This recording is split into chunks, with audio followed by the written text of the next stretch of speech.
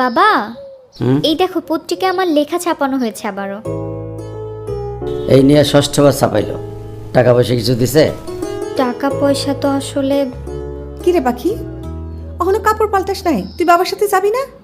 আরে আয় আয় আয়, তাড়াতাড়ি তাড়াতাড়ি।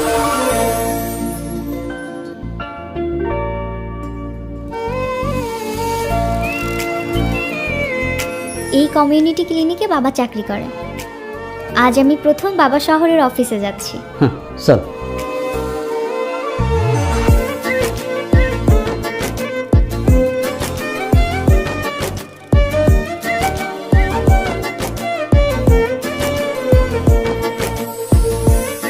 মনির ভাই, শহরে যাচ্ছি।